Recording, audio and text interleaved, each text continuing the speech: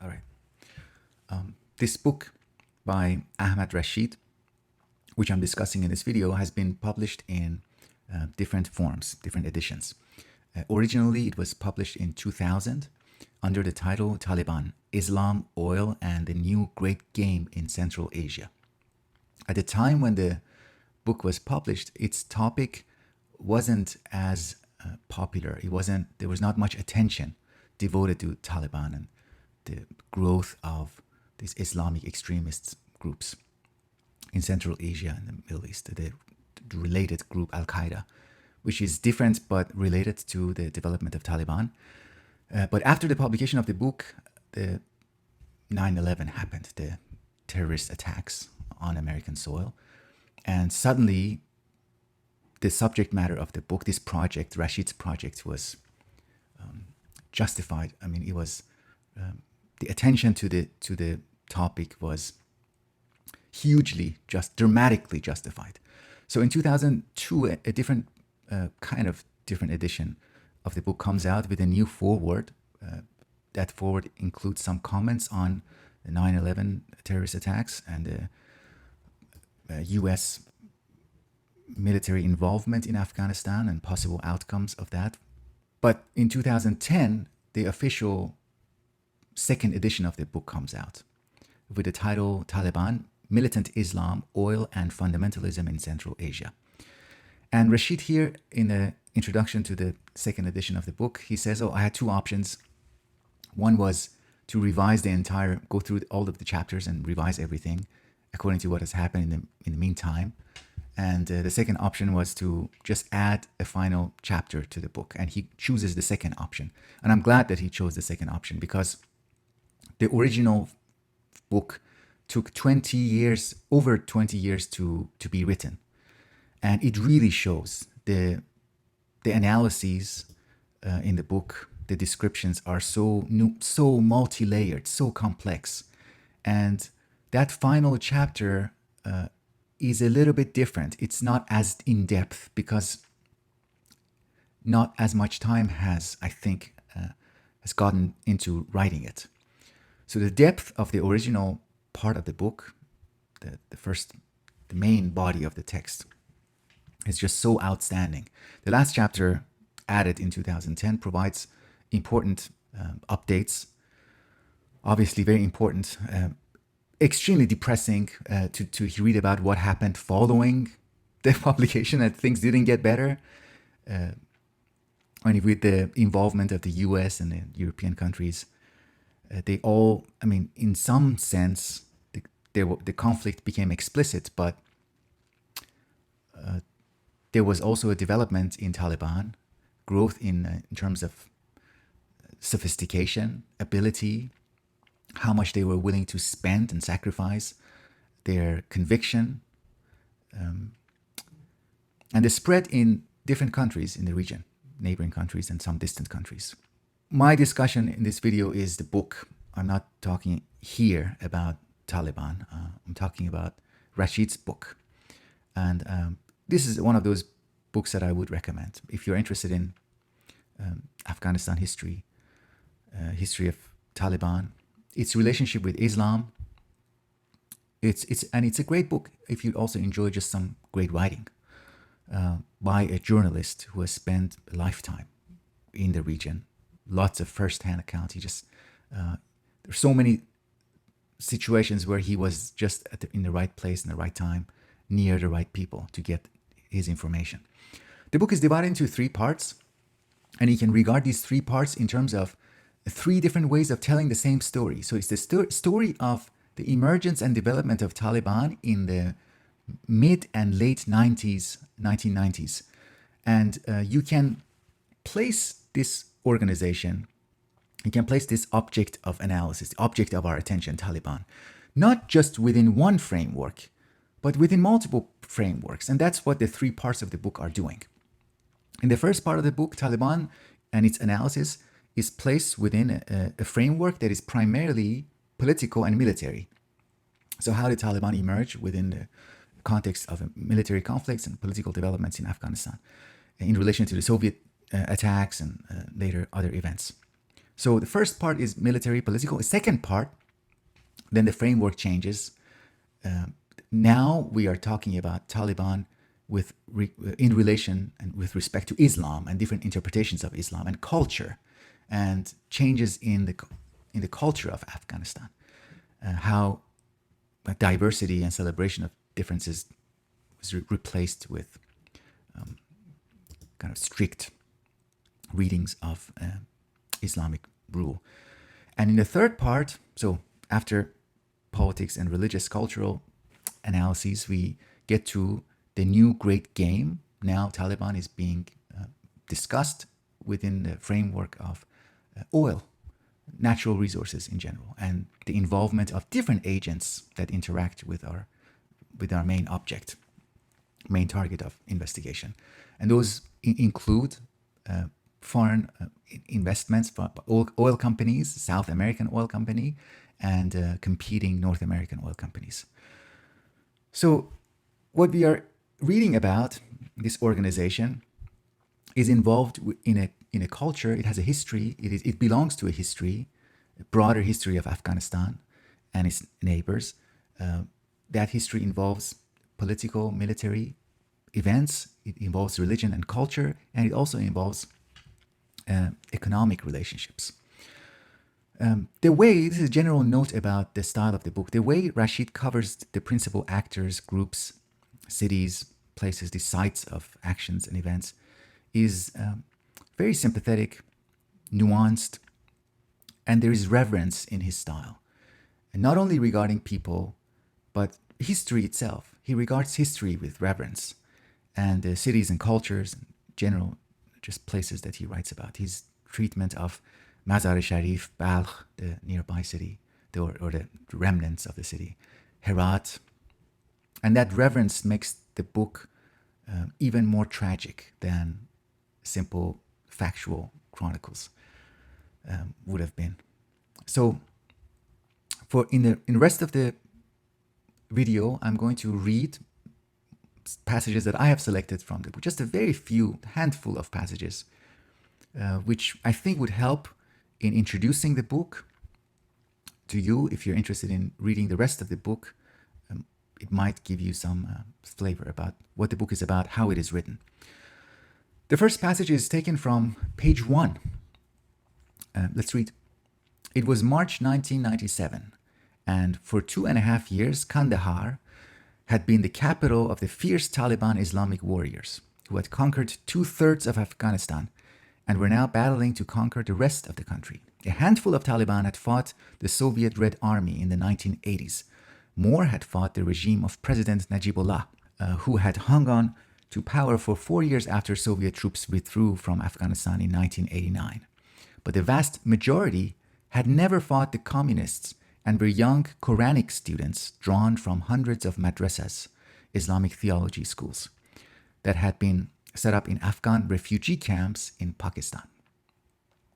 Since their dramatic and sudden appearance in the end of 1994, the Taliban had brought relative peace and security to Kandahar and neighboring provinces. Warring tribal groups had been crushed and their leaders hanged. The heavily armed population had been disarmed, and the roads were open to facilitate the lucrative smuggling trade between Pakistan, Afghanistan, Iran, and Central Asia, which had become the mainstay of the economy. We also reading about the history of a movement, a group, involves reading about what was there before the group emerged. So before Taliban, we had previous generations of Taliban, where a group of fighters named Mujahideen, who fought against Soviet invasion from the late 70s until 1989. And the Mujahideen were backed by the US, China, and Arab states. Okay, we are skipping to page 21. Quote, Afghanistan was in a state of virtual disintegration just before the Taliban emerged at the end of 1994. The country was divided into warlord fiefdoms, and all the warlords had fought, switched sides, and fought again in a bewildering array of alliances, betrayals, and bloodshed. Skipping to page 23, or jumping, this is a note about education. education of these kids who joined the Taliban.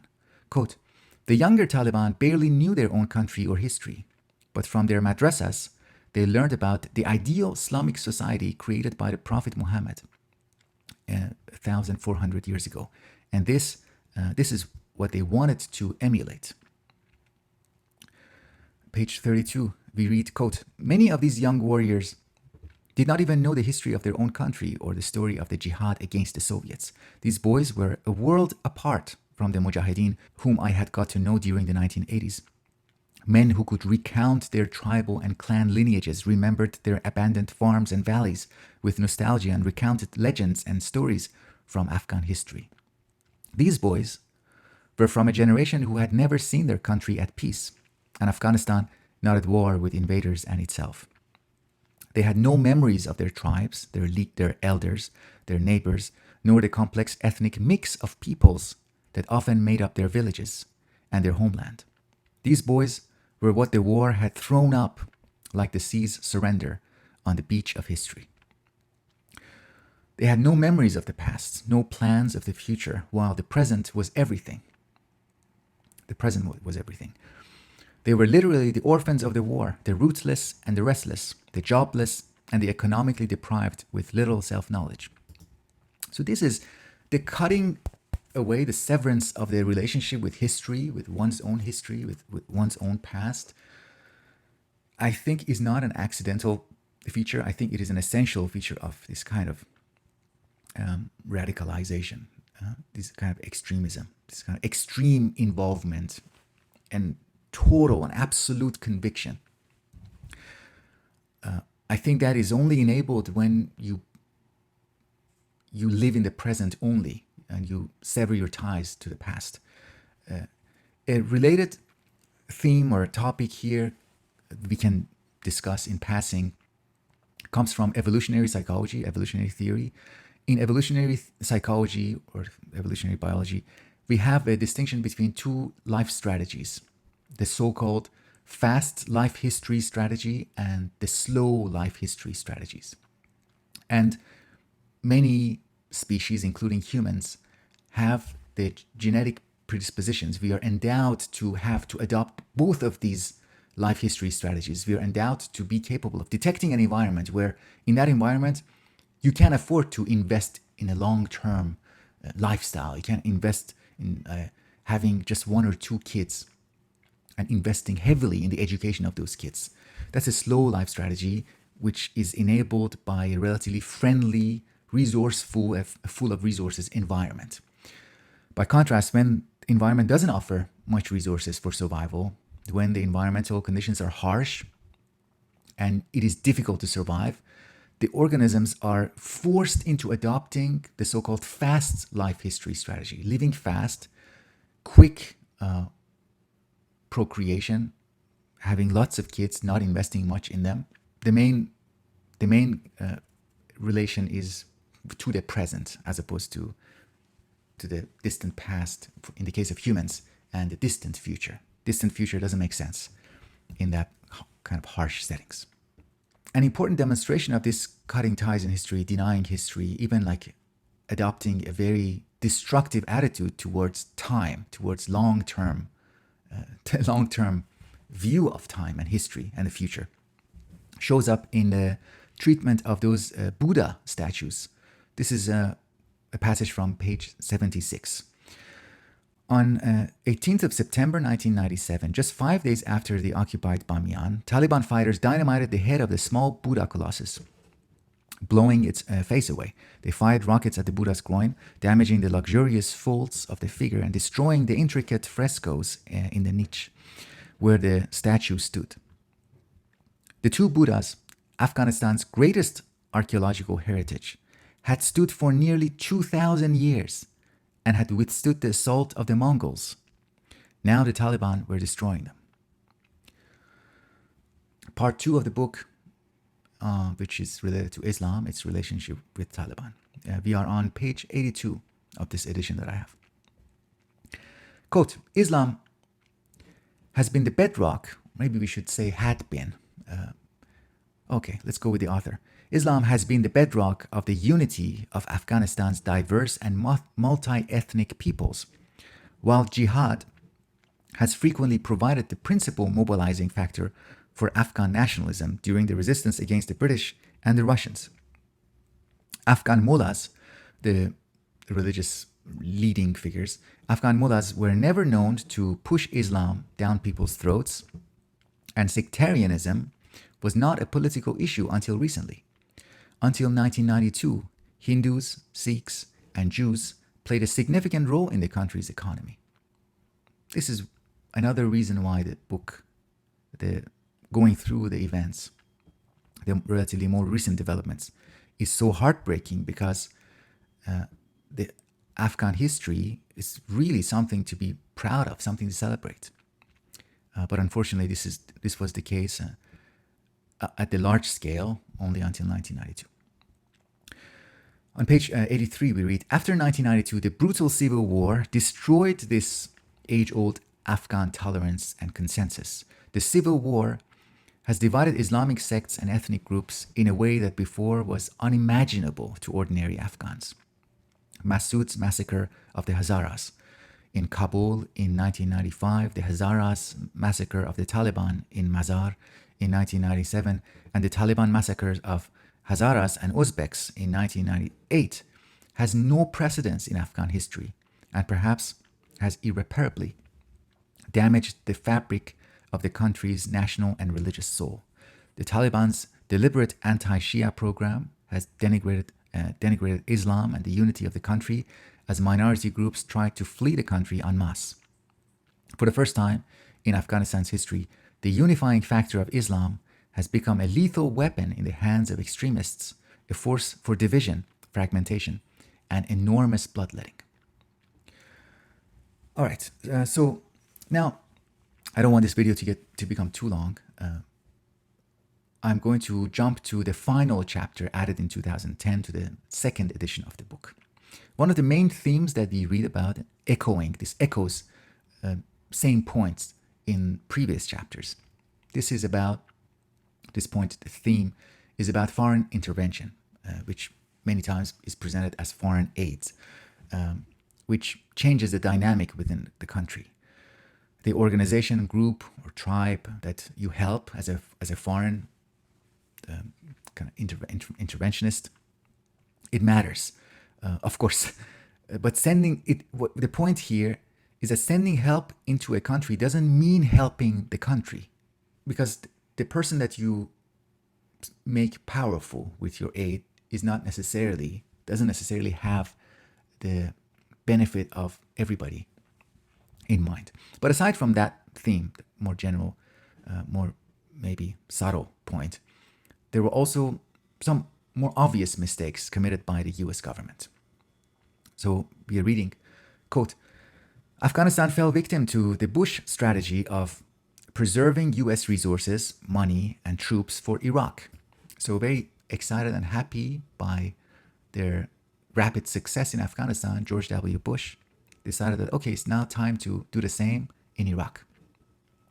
In Afghanistan, in order to minimize their exposure, the Americans cut deals with the newly installed NA warlords, Northern Alliance warlords, even though the majority of these had participated in the 1990s civil war and were hated by the population. In May 2002, Democratic Senator and later Vice President, and now President, Joseph Biden issued a dire warning. America has replaced the Taliban with the warlords. We are actually making them the centerpiece of our strategy. But U.S. Secretary of Defense Donald Rumsfeld insisted that the strategy of having the warlords share power with the government was the right one. Okay, and now, finally, the last paragraph of this last chapter.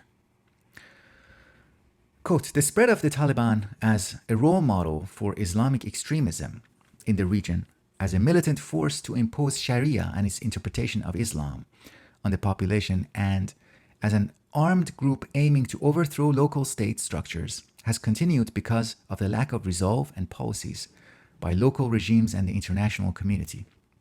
The Taliban today are the principal defenders and protectors of Al-Qaeda, and its attempts to spread global jihad by enticing young people into its web of international violence and terrorism. The Taliban will remain a danger to the world until local Muslim governments and the West commit to the efforts needed to combat extremism, as well as to deal with the outstanding problems of poverty, economic malaise, lack of education, and joblessness amongst the populations of the region. A vast new social and economic development program is needed not just in Afghanistan, but also in Pakistan and Central Asia, if there is to be a long-term answer to the threat posed by the Taliban and Al-Qaeda that emanates from the region. End quote. And of course, now we're talking 11 years after the publication of this book. Optimistic readers and observers might also consider something that Rashid didn't observe in this final paragraph, and that is the possible rehabilitation from within, reform from within. In the past, it is true that there were relatively more moderate members in the Taliban leadership. Something like that. Can it happen again in the future? Can we have like a very slow movement towards moderation?